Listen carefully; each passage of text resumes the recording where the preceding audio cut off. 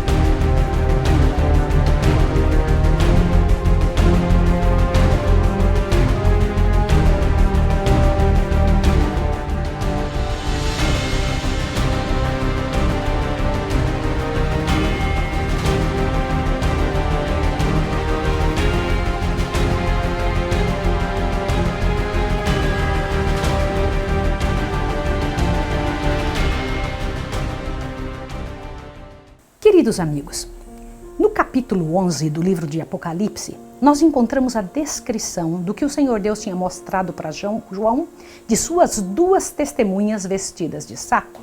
As duas testemunhas são a Bíblia Sagrada, o Velho e o Novo Testamento. No entanto, eu preciso te explicar algumas coisas relacionadas a isso. Vamos conhecer como é que foi que o pecado se desenvolveu e como Deus trabalhou para resolver e defender seu povo. E conhecer isso faz grande diferença na nossa cabeça hoje. No século XVI aconteceu algo que você vai precisar saber. A reforma estava apresentando a Bíblia aberta a toda a Europa. Alguns países a receberam com alegria, mas em outras terras o papado fez uma base tenebrosa contra a palavra de Deus. E a luz que ela traz para o caráter e a vida foram quase totalmente extintos. Você entendeu isso? Quando a Bíblia ia chegar, o papado havia trabalhado para que as pessoas não aceitassem. Quando há trevas na mente, pouco se consegue compreender qualquer outra coisa. A verdade e o erro estavam em guerra na Europa. Mas houve um país onde a palavra de Deus entrou e foi rejeitada.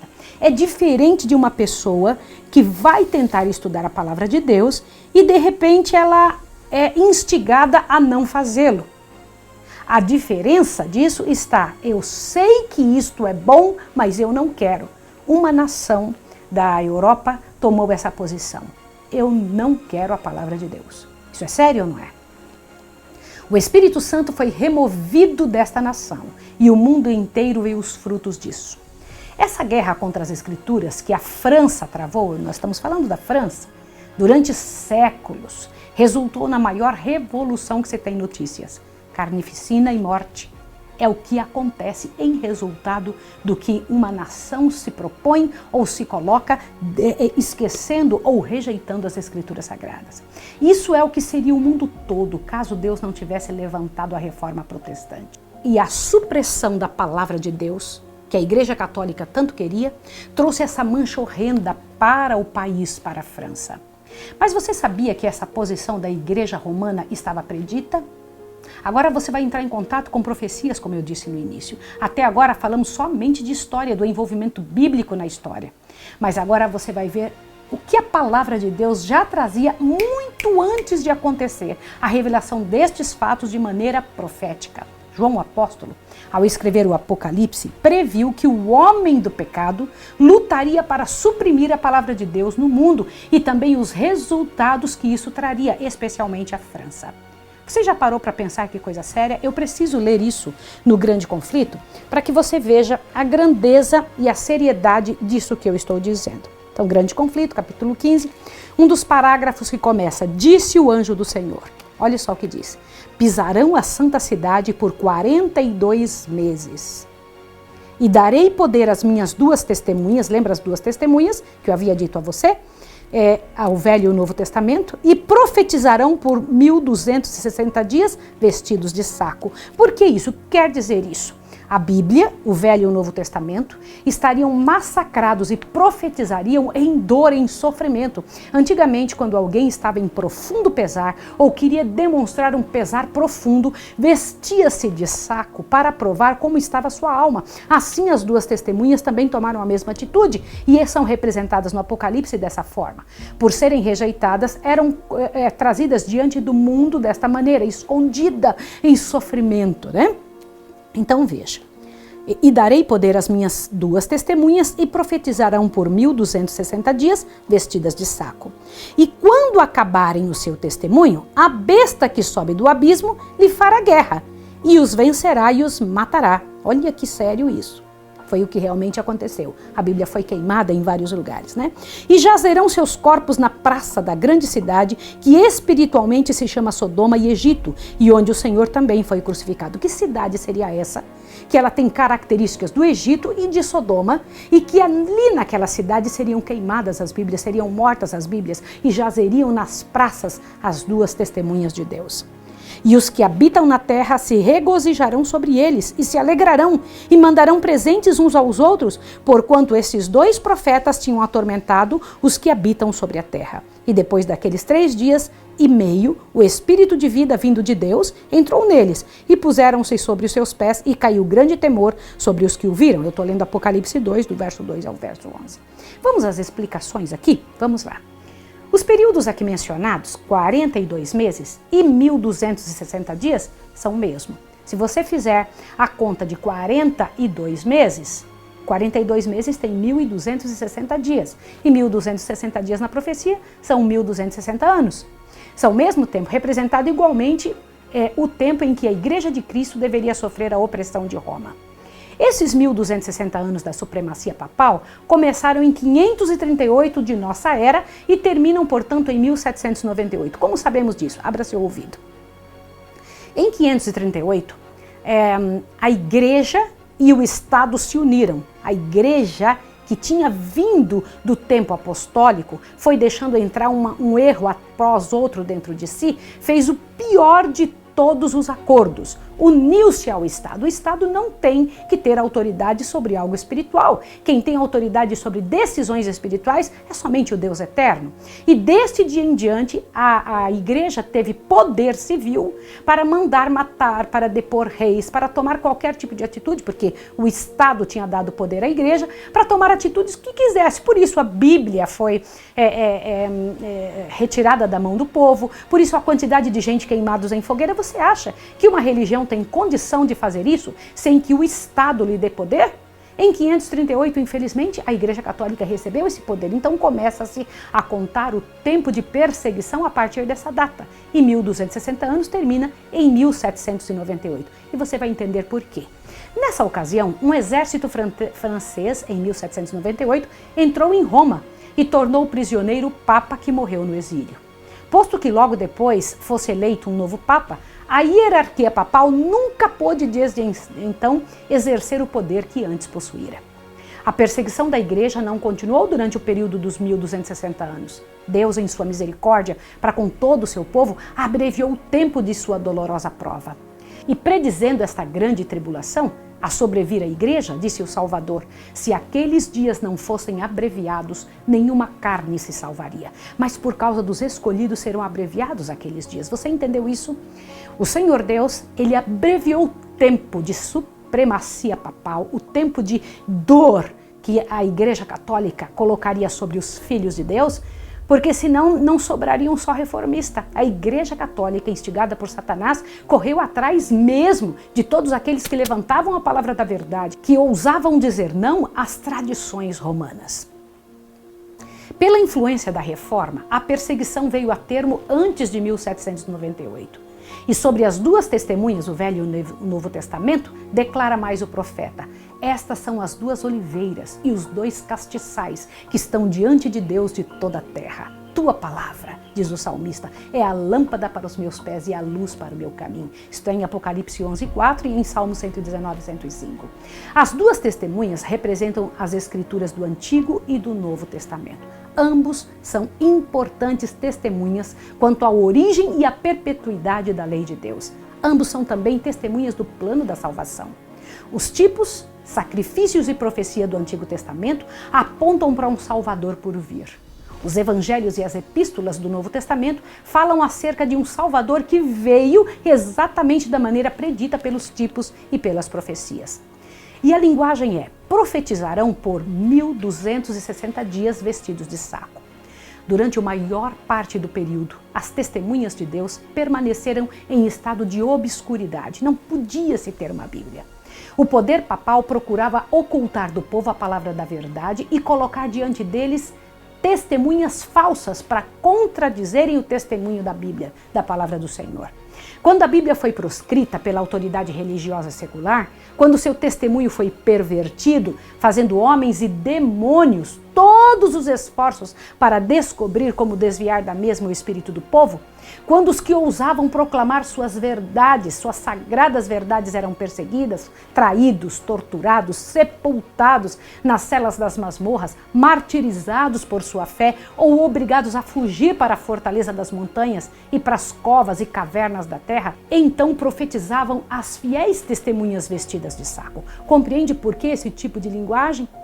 Essa linguagem que mostra vestidas de saco é uma ideia da dor e do sofrimento que se teve para que a palavra de Deus pudesse ser trazida para o mundo. E esse sofrimento você viu até agora, ao descrever esses horrores que aconteceram na história. Contudo, continuaram com seu testemunho por todo o período de 1260 anos. Nos mais obscuros tempos, houve fiéis que amam a palavra de Deus e eram ciosos de sua honra.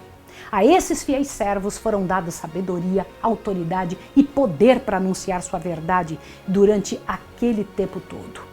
A palavra de Deus diz: se alguém lhes quiser fazer mal, fogo sairá de sua boca e devorará os seus inimigos. E se alguém lhes quiser fazer mal, importa que assim seja morto. Do que é que está falando Apocalipse 11 nesse detalhe?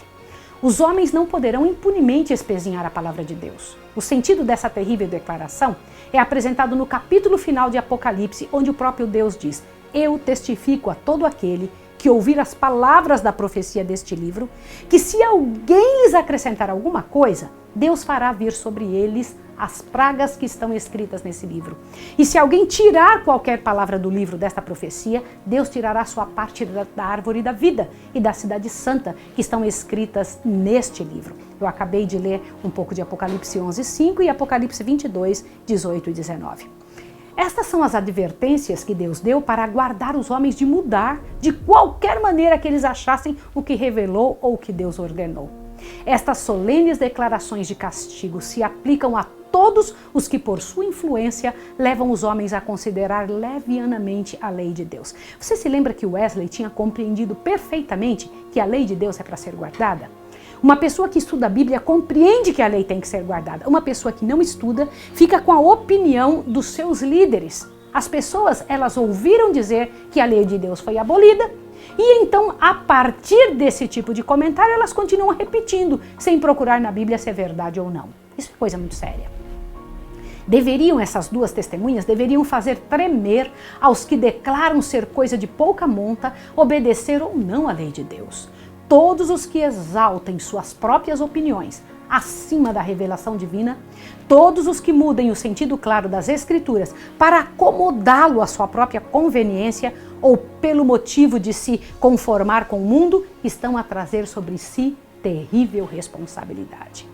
A palavra escrita A lei de Deus aferirá o caráter de todo homem e condenará a todos os a quem esta infalível prova declarar em falta. Agora presta atenção mais este outro pedaço de Apocalipse 11. Quando estiverem acabando o seu testemunho, o período em que as duas testemunhas deveriam profetizar vestidas de saco, finalizou-se em 1798. Por que acabou em 1798? Aproximando-se elas do termo de sua obra em obscuridade, deveriam fazer guerra contra elas este poder representado pela besta que sobe do abismo. Em muitas das nações da Europa, os poderes que governaram na igreja e no Estado foram durante séculos dirigidos por Satanás. Eu quero deixar claro para você uma coisa. Toda vez que você encontrar alguma luta contra a Bíblia, não vem de Deus, sempre virá de Satanás. Satanás pode até usar algum tipo de situação parecendo justiça, mas Deus nunca usaria esse tipo de subterfúgio para trazer justiça à tona. Não se persegue a palavra de Deus. Em muitas das nações da Europa, os poderes que governaram na igreja e no Estado foram durante séculos dirigidos por Satanás por intermédio do papado. Você entendeu isso? Dirigidos por Satanás por intermédio do papado. Aqui, porém, se faz referência a uma nova manifestação do poder satânico. Fora a política de Roma, sob profissão de reverência para com a Bíblia, conservá-la encerrada numa língua desconhecida, ocultando-a do povo. Sob seu domínio, as testemunhas profetizaram vestidas de saco.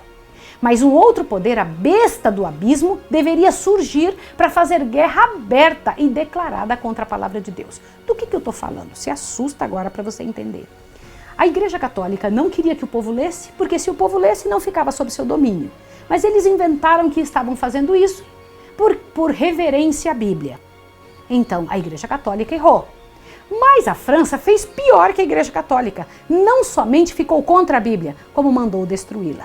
Olha que coisa interessante. A grande cidade em cujas ruas e testemunhas foram mortas, estas testemunhas, o Novo e o Velho Testamento foram mortas, e onde seus corpos mortos jazeram, é espiritualmente o Egito. Como assim? Vamos tentar lembrar algo sobre o Egito? De todas as nações apresentadas na história bíblica, o Egito, de maneira mais ousada, negou a existência de Deus vivo e resistiu aos seus preceitos. Nenhum monarca já se aventurou à rebelião mais aberta e arrogante contra a autoridade do céu do que como fez o rei do Egito. Você se lembra de Faraó? Incrível isso. Quando, em nome do Senhor, as mensagens lhe foram levadas por Moisés, Faraó orgulhosamente respondeu: quem é o Senhor, cuja voz eu ouvirei para deixar ir Israel?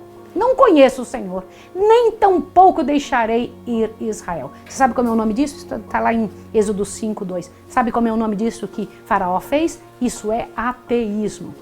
E a nação representada pelo Egito daria expressão a uma negação idêntica às reivindicações do Deus vivo e manifestaria idêntico espírito de incredulidade e desafio contra Deus. A grande cidade é também comparada espiritualmente com Sodoma. Lembra que era com Egito e Sodoma?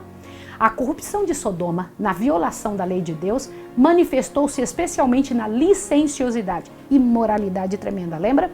E esse pecado também deveria ser característico preeminente da nação que cumpriria as especificações de Apocalipse 11. Veja só, segundo as palavras do profeta, pois um pouco antes do ano de 1798, algum poder de origem e caráter satânico se levantaria para fazer guerras às Escrituras Sagradas. E na terra em que o testemunho das duas testemunhas de Deus deveria assim ser silenciado, manifestar-se-ia ateísmo de Faraó e a licenciosidade de Sodoma. Percebeu o que eu estou falando? Qual é a cidade que entrou nisso? França, a cidade desta profecia. Tudo se cumpriu com exatidão quanto a este país. Eu vou explicar para você o que o grande conflito fala sobre isso. Observe agora para que você entenda a seriedade disso. Olha o que diz. Durante a Revolução de 1793, o mundo pela primeira vez ouviu uma assembleia de homens, nascidos e educados na civilização e assumindo o direito de governar uma das maiores nações europeias, levantar a voz em coro para negar a mais solene verdade que a alma do homem recebe e renunciar unanimemente à crença na divindade e culto à mesma. Sério isso. A França é a única nação do mundo relativamente à qual se conserva registro autêntico de que, como nação, se levantou em aberta rebelião contra o autor do universo. Você já parou para pensar isso?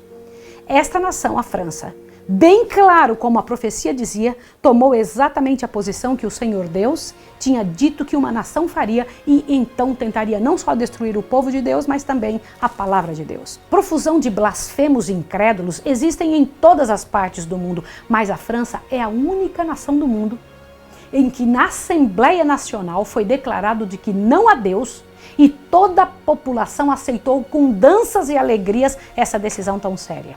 Você lembra que a profecia dizia que todo o povo iria se alegrar com a decisão errada? Quando a palavra de Deus é retirada, o povo volta-se ao paganismo, mas principalmente o outro pecado terrível para a sociedade, que é a imoralidade. Durante o período revolucionário, apresentou um rebaixamento moral como nunca se havia visto. Eu preciso comentar uma coisa com você. Se você está percebendo que na sua casa, ou na sociedade, ou ao redor de você, em qualquer lugar, você percebe uma licenciosidade, uma imoralidade clara e aberta, pode acreditar que a Bíblia, lida e observada, mudaria esse tipo de quadro. Quando a Bíblia é retirada, quando a Bíblia é suprimida, a imoralidade vem à tona. Não se tem limites para o que uma pessoa é capaz de fazer. E como o diabo conseguiu que a França chegasse ao ponto de imoralidade de tamanho nível, a ponto de ser comparada como Sodoma? Aquela cidade da planície que Deus destruiu por causa da imoralidade? Dissolução do casamento civil. Esse mais sagrado compromisso entre os seres humanos foi reduzido a mero contrato civil. Você está ouvindo? Você está me escutando? Você tem percebido que a maior parte do mundo hoje aceita um posicionamento idêntico ao que foi considerado um erro gravíssimo, um pecado grandíssimo na França, achando que o casamento, gente, pode acreditar o que eu estou lhe dizendo. Se nós pegarmos e destruirmos o casamento, a instituição da família, nós estaremos abrindo espaço para uma devassidão como não se teve limites e nem mesmo registros na história. Se os demônios se houvessem dispostos a criar um meio de destruir a moral de toda a sociedade, certamente encontrariam um meio super eficaz, a degradação do casamento. Houve quem tenha dito que o casamento republicano era, na verdade, o sacramento do adultério. Outro detalhe interessante dessa profecia, eu vou ler para vocês aqui, olha que coisa séria, olha só, presta atenção. Onde o seu Senhor também foi crucificado. Na profecia de Apocalipse 11 diz que era um local onde o Senhor também foi crucificado. Olha bem, essa especificação da profecia também foi cumprida pela França. Em nenhum país fora o espírito de inimizade contra Cristo ostentado mais surpreendentemente. Em nenhum país encontrar a verdade mais atroz e cruel oposição. Na perseguição que a França infligiu aos que professavam o Evangelho, crucificou a Cristo na pessoa de seus discípulos. Assim como Roma perseguia os valdenses na Itália, na França os albigenses eram dizimados com terríveis torturas. Reis e nobres, crianças e adultos, ricos ou pobres, se sentiam felizes e recreados quando viam um chamado de herege levado à tortura e vibravam com a agonia que viam neles. Os bravos huguenotes lutaram pelo que era mais sagrado em combate atrozes e junto aos protestantes eram tidos por proscritos, condenados, perseguidos como se fossem animais selvagens. Você já ouviu falar da Igreja do Deserto? Já ouviu falar disso? Pois agora você vai ver uma pinceladinha disso, né? Aguarde esta informação, guarde bem esta informação. Os poucos descendentes dos antigos cristãos que penavam na França no século XVIII, para refugiar-se, usavam as cavernas a fim de praticarem a religião de seus pais. Quando se aventuravam a reunir-se para um culto e eram encontrados, eram arrastados para as prisões mais odientas e então torturados. Cavaleiros e povo simples, todos eram igualmente tratados. Qual era o crime deles? Fidelidade ao que a palavra de Deus ensinava. Os que eram fuzilados sofriam menos, porém o faziam de joelhos e em oração. Centenas de fiéis eram deixados mortos exatamente onde estiveram fazendo o seu culto. Você entendeu o que eu estou te dizendo? Às vezes se encontrava um grupo estudando a Bíblia ou orando dentro de um local escondido e então ali eles eram fuzilados e largados ali mesmo. Guilhotina, enforcamento, fogueira, espada eram os instrumentos que deixavam pontilhados os espaços onde eram encontrados. Isso aconteceu no reinado de Luís XIV. É muito importante você entender isso. Mas o pior e mais atroz de todos os crimes aconteceu na noite de São Bartolomeu. Eu sei que você já ouviu falar disso e vamos entender agora um pouco sobre isso. Sacerdotes e prelados insistiam com o rei da França para um assalto covarde e cruel para aquela brutal obra. Agora presta atenção no que você vai ver. Olhe bem, como é que foi essa noite de São Bartolomeu? Te assusta. Um sino, badalando à noite, dobres fúnebres, foi o sinal para o morticínio. Milhares de protestantes que dormiam tranquilamente em suas casas, confiando na honra empenhada de seu rei, foram arrastados para fora sem aviso prévio e assassinados a sangue frio. Deixa eu comentar uma coisa com você. Meu esposo e eu estivemos na França, no local onde isso aconteceu. E eu vou te explicar como é que foi que... Eu não tenho mais esse vídeo, mas eu vou explicar como foi que aconteceu essa situação tão triste para os nossos irmãos. O rei havia tentado casar sua filha com um huguenote. Não podia. Mas ele pensou assim, eu vou arrumar um jeito agora de acabar com os huguenotes. Chamou todos para que viessem para a França e então pudessem ali ser hospedados. O Louvre e também os grandes espaços, hoje é o Louvre, né? Era tipo um grande hotel que recebia a realeza. Foram ali trazidos milhares, uma quantidade muito grande de pessoas e foram todos colocados em locais onde eles pudessem vir assistir o casamento no dia seguinte. Só que naquela noite que antecedeu o casamento, quando deu realmente meia-noite, eles já haviam tratado que quando o sino tocasse, aquelas pessoas fossem arrastadas, as que tinham vindo para o casamento, que eram huguenotes, que eram protestantes, então fossem mortos. Irmãos, diz que a quantidade de sangue que havia chegava ao tornozelo de qualquer pessoa, a quantidade nas ruas de Paris. A quantidade foi tão grande que foram jogados todos eles no rio, o rio apodreceu, cheirou mal, foi horrível, horrível, horrível. Tinham sido traídos pelo rei. Que terrível, né? Olha só, então eu vou continuar lendo aqui para que você veja. Como Cristo for o chefe invisível de seu povo ao ser tirado do cativeiro egípcio, assim foi Satanás, o chefe invisível de seus súditos na horrível obra de multiplicar os mártires. Durante 7 dias perdurou o massacre em Paris, sendo os primeiros 3 com inconcebível fúria. E não se limitou unicamente à cidade, mas por ordem especial do rei, estendeu-se a todas as províncias e cidades onde se encontravam protestantes. Não se poupava nem inocente, nem criancinha, nem sexo. Não se poupava qualquer pessoa, nem homem de cabelos brancos. Nobres e camponeses, velhos e jovens, mães e filhos eram juntamente abatidos. Por toda a França, a carnificina durou 2 meses. Pereceram 70.000 da legítima flor da nação. Você pode imaginar uma coisa dessa? Que coisa séria, não é? Quando as notícias do massacre chegaram a Roma, a exultação entre o clero não teve limites. O cardeal de Lorena recompensou o mensageiro com 1.000 coroas.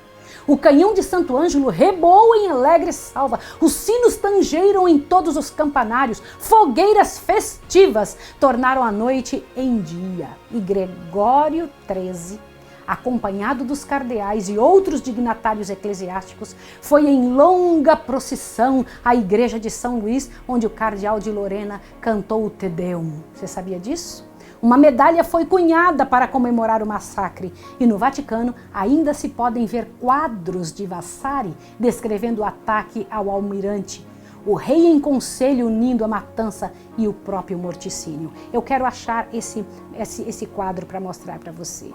Gregório enviou a Carlos a rosa de ouro e 4 meses depois da carnificina ouviu complacentemente o sermão de um padre francês que falou daquele dia tão cheio de felicidade e regozijo em que o Santíssimo Padre recebeu a notícia e foi em aparato solene dar graças a Deus e a São Luís.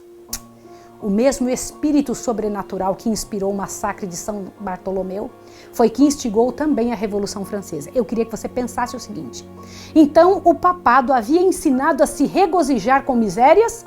Então o papado tinha ensinado a queimar bíblias? Então o papado tinha ensinado a queimar pessoas? Sim. Qualquer pessoa que não aceitasse a sua voz poderia ser queimado? Sim, foi isso que o papado ensinou durante tantos anos. Agora te assuste o resultado. Jesus Cristo foi chamado de impostor pelo povo francês. E o povo gritava: esmagai o miserável! Essas palavras foram ouvidas até os céus. As mais licenciosas e degradantes cenas de depravação e torpor vieram à tona. Homens de caráter desgraçado e sem moral eram elevados aos mais altos níveis da nação e com isso Satanás era homenageado. A besta que emerge do abismo lhe fará guerra e os vencerá. O poder, por que fala besta que sobe do abismo? A França, nesse momento, representava o próprio Satanás contra o povo de Deus. O poder ateísta e terror que foi feito no reinado do terror foi a mais brutal guerra que já se desencadeou no mundo. O culto a Deus foi abolido e Bíblias eram recolhidas e queimadas aos montes em profundo escárnio. A lei de Deus foi pisoteada, as escrituras sagradas abolidas, bem como o dia do Senhor foi posto de lado e um dia em cada 10 foi dedicado à orgia e à blasfêmia. Batismo e comunhão foram proibidos e espalhou-se a crença de que quem morre o faz para sempre. Então, acabou a esperança. Eu vou viver o que eu puder viver enquanto estou vivo. Disseram que o temor do Senhor não é o princípio da sabedoria, e sim o princípio da loucura. E um dos mais importantes clérigos da época foi levado a uma procissão onde abertamente declarou que não há divindade. E vários padres apóstatas seguiram o exemplo desse prelado. E os que habitam na terra se regozijarão sobre eles e se alegrarão e mandarão presentes uns aos outros, porquanto esses dois profetas tinham tormentado os que habitam sobre a terra. A França incrédula fizera silenciar a voz reprovadora das duas testemunhas de Deus, o Velho e o Novo Testamento. A palavra de Deus jazeu morta em suas ruas, e os que odiavam as restrições e exigências da lei de Deus, estavam então jubilosos. Os homens publicamente desafiaram o Rei dos Céus, semelhante aos pecadores da antiguidade chamavam: como o sabe Deus? Onde há consciência do Altíssimo? Lembra que está escrito em Salmo 73, 11? Vou ler mais uma parte do livro Grande Conflito. Queridos, deixa eu falar uma coisa para você. Eu sei que está longo o nosso estudo, mas não se preocupe não. Isso é conhecimento, você precisa entender. Isso é parte do trabalho que Deus espera que você e eu entendamos. Com blasfema ousadia, que se diria incrível, disse um dos padres da nova ordem: Deus, se existis, vingai o vosso nome injuriado, eu vos desafio, conservai-vos em silêncio, não ousais fazer uso dos vossos trovões. Quem depois disto crerá na vossa existência? Um padre disse isso. Que eco fiel da pergunta de Faraó: quem é o Senhor para que eu obedeça a sua voz? Não conheço o Senhor. Disse o nécio em seu coração. O nécio diz assim: não a Deus. Lembra Salmos 14, verso 1? E declara o Senhor relativamente aos que pervertem a verdade: a todos será manifesto esse desvario. Segundo Timóteo 3,9. Que coisa tremenda, né? Depois que a França renunciou ao culto do Deus vivo, desceu um nível de imoralidade e idolatria degradante que nunca se tinha ouvido. Uma mulher coberta por um véu foi levada a cavalo até a convenção e a fizeram sentar-se ao lado direto do presidente, e então ela foi homenageada. A ela deram o nome de deusa da razão e foi reconhecido como uma cantora da época, daquele momento da época, né? Atitudes que foi imitada por todo o país em outras províncias. O discurso do orador desse dia elogiou ao pegar pela mão a tal da deusa da razão, apresentando-a para a convenção, dizendo: mortais, cessai de tremer diante dos trovões de um Deus que os seus temores criaram. Ele disse, olhe bem, que Deus tinha sido criado pelo medo do povo. A deusa, depois de ter sido abraçada pelo presidente, foi levada até a Catedral de Notre-Dame e ali foi posta no local dos antigos santos e adorada por todos os presentes. Não muito depois foram queimadas todas as Bíblias e várias pessoas chegaram com os restos delas em espetos, gritando: Vive la raison! Por exemplo, viva a razão. Agora era a razão, não era mais a fé. E completavam dizendo que aquele livro tinha levado muitos a cometerem muitas loucuras. Foi o papado que começara a obra que o ateísmo estava a terminar. Foi o papado que tinha ensinado isso. Sabia disso? A política de Roma era destruir a reforma e fazer o povo a odiá-la, bem como a destruir a confiança em qualquer outro poder a não ser o deles. E esse absolutismo levou o povo a fazer pior ainda, Você entendeu o que eu estou lhe dizendo? O espírito de liberdade acompanha todo leitor da Bíblia e onde quer que seja recebido, desacorrenta o povo. São libertos da ignorância, da superstição, do vício, além de terem segurança de suas ações. Mas o papado não queria isso. Isso era o que os reis e monarcas não gostavam e temeram o povo esclarecido. E o papado, diversas vezes, tinha semeado a discórdia e o pavor em relação aos protestantes, ao insinuarem que essa nova religião iria dar ao povo reformado uma liberdade que deporia o rei e qualquer outro poder. Assim foi que Roma conseguiu predispor a França contra a reforma e lançou as bases da revolução. Compreendeu? Mal sabiam os governantes que a palavra de Deus é a única que pode dar o caminho para a nobreza, obediência e princípios de justiça. Eu vou ler para você a respeito do que a palavra aqui diz sobre justiça. Olha só, presta atenção. Com justiça se estabelece o trono. O efeito da justiça será paz e a operação da justiça repouso e segurança para sempre. O que obedece à lei divina é o que melhor respeitará e obedecerá às leis de seu país. O que teme a Deus honrará o rei no exercício de toda autoridade justa e legítima. Mas desditosa França proibiu a Bíblia e condenou os seus discípulos. Presta atenção, a Bíblia é capaz de fazer alguém se tornar cordato e bondoso e respeitoso. Quando tirou a Bíblia, adivinha o que aconteceu com os habitantes da França? Você sabe por que a Idade Média é chamada de época das trevas? Porque a palavra de Deus é que fornece sabedoria, agudeza de mente e comportamento exemplar. Ela educa os homens a serem o que uma nação precisa e os torna inteligentes e cultos. Mas ao serem proibidos a Bíblia, imediatamente a anarquia se seguiu e os homens tornaram-se como animais em suas emoções e decadência tremenda. As fogueiras e perseguições se seguiram por 250 anos e quase não houve gerações de franceses que não tivessem vivido sem presenciá-la aos montões. E ao fugirem e desaparecerem da França pela perseguição e martírio, os servos de Deus levavam consigo a genialidade que recebiam de Deus e abasteciam outros países. Do que eu estou falando? Era a grande quantidade de gente sendo perseguida. Quem eram perseguidos? Os cultos, os que tinham recebido um comportamento e uma educação provinda da palavra. Mas como eles eram expulsos da França, eles tinham que correr e embora da França também toda a genialidade que eles tinham. Os melhores artesãos, os melhores engenheiros, os mais sábios, as pessoas mais cultas. Quem que sobrou dentro da França?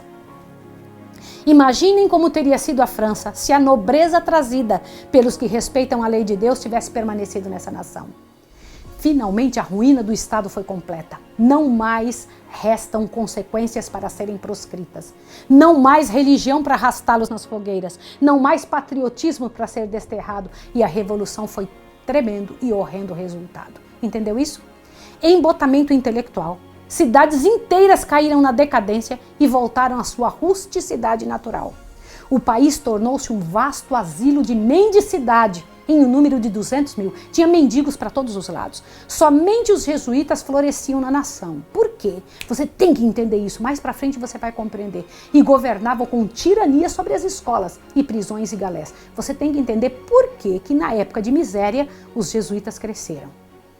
O Evangelho teria proporcionado ao país aquela postura digna de todo servo de Cristo, aquele que o servo de Cristo concede à sua nação. Mas eles preferiram a ruína e a degradação, e ela veio sem demora. Tinham sido afastados da prática da abnegação e o amor ao próximo, e os ricos, para eles não havia lei para dizer a eles que não judiassem dos pobres. Esse foi o resultado do domínio de Roma.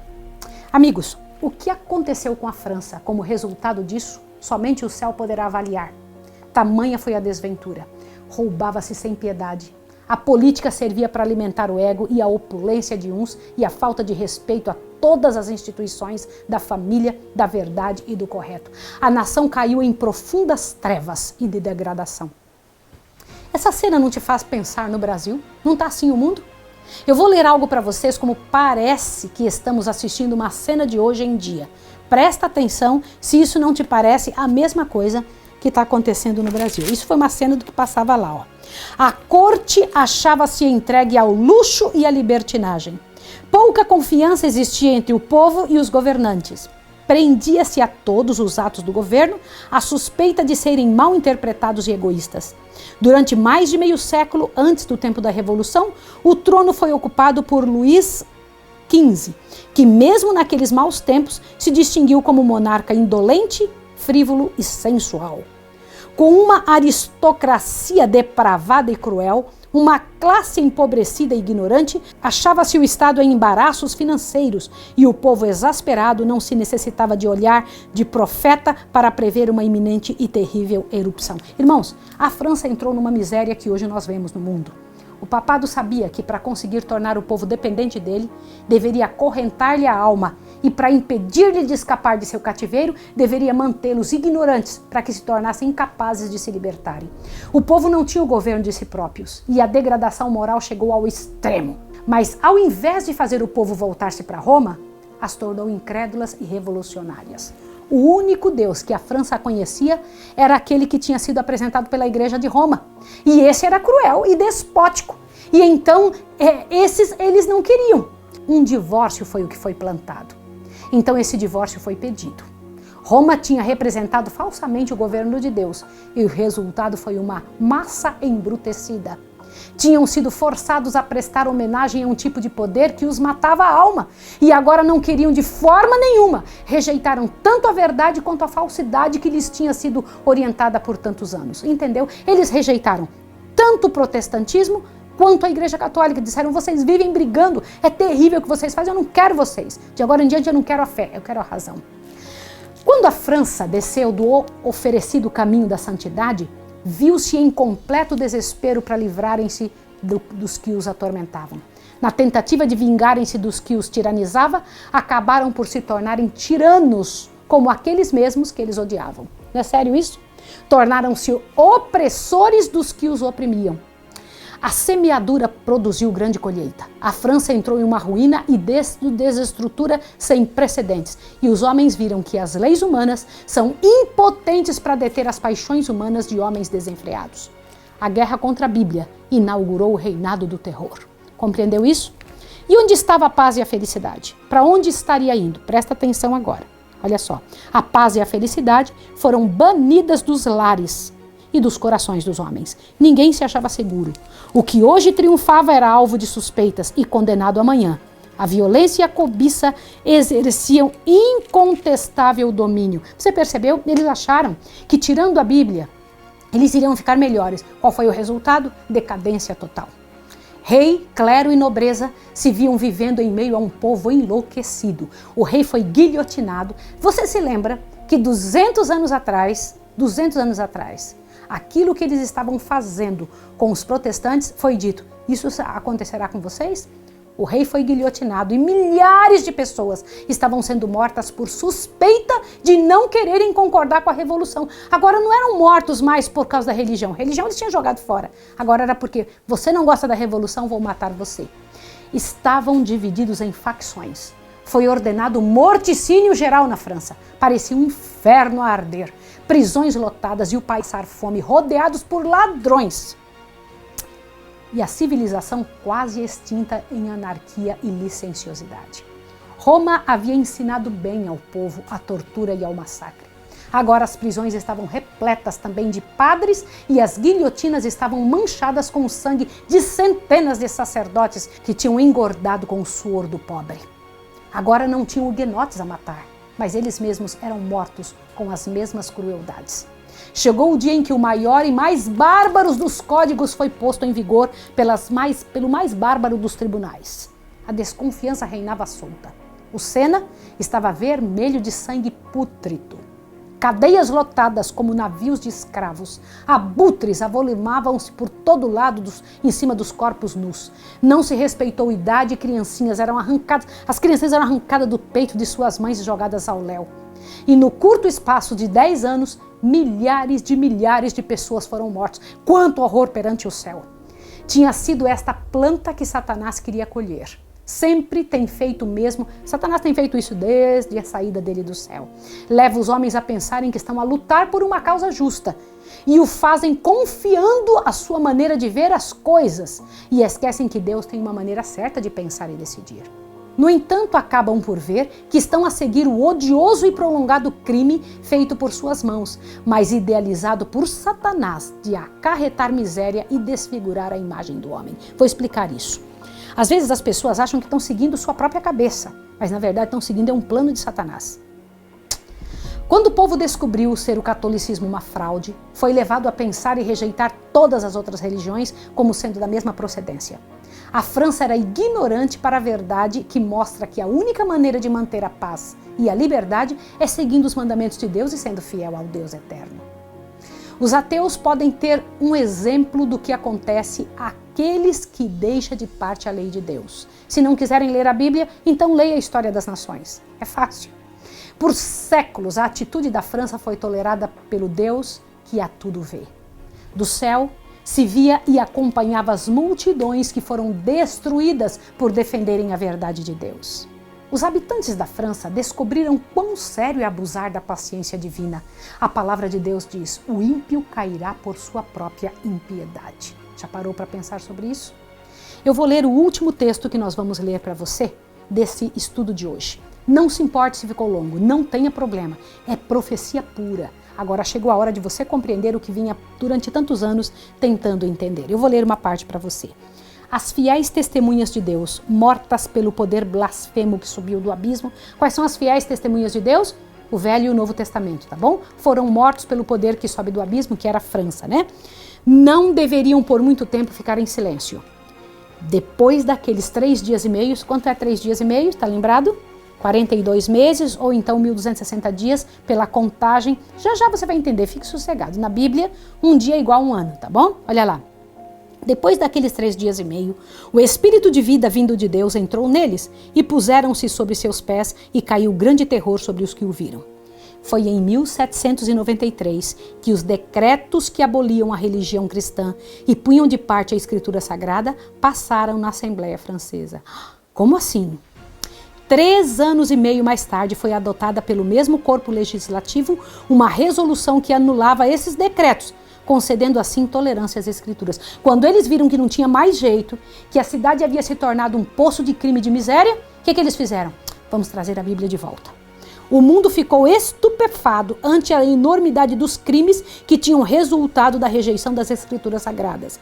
E os homens reconheceram a necessidade da fé em Deus e em sua palavra como fundamento da virtude e da moralidade. Diz o Senhor: a quem afrontastes e de quem blasfemastes?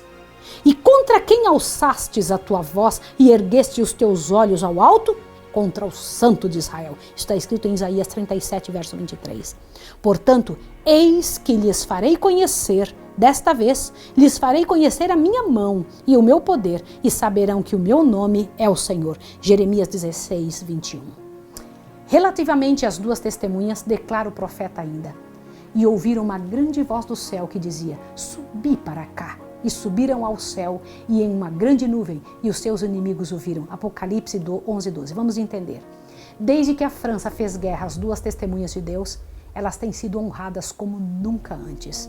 Em 1804 foi organizada a Sociedade Bíblica Britânica e Estrangeira. Olha, lembra que John Wesley tinha começado aquele trabalho tremendo a favor da verdade na Inglaterra? Seguiram-se-lhe organizações semelhantes com numerosas filiais no continente europeu. Em 1816, fundou-se a Sociedade Bíblica Americana, quando se formou a Sociedade Britânica. Ali então a Bíblia havia sido impressa e circulada em 50 línguas. Imagine isso. Desde então foi traduzida em mais de 2.000 línguas e dialetos. Durante os 50 anos anteriores a 1792, pouca atenção se dera às obras de missões estrangeiras. Nenhuma nova sociedade se formou e não havia senão poucas igrejas que faziam algum esforço para a propagação do cristianismo nas terras gentílicas. Mas pelo fim do século XVIII, grande mudança ocorreu. Os homens se tornaram descontentes com os resultados do racionalismo e compenetraram-se na necessidade da revelação divina e da religião experimental. Desde esse tempo, as obras das missões estrangeiras têm atingido crescimento sem precedentes. A imprensa tem trazido muitos milhares de Bíblias ao mundo e na França hoje circulam aos milhares. O incrédulo Voltaire jactanciava-se dizendo: estou cansado de ouvir dizer que 12 homens estabeleceram a religião cristã. Eu provarei que basta um homem para acabar com ela, para suprimi-la. Faz mais de um século que ele morreu. Milhões têm aderido à guerra contra a Escritura Sagrada, mas tão longe está de ser destruída que onde havia 100 no tempo de Voltaire, hoje tem 10 de 10 milhares. Ou antes, 100 mil exemplares do livro de Deus.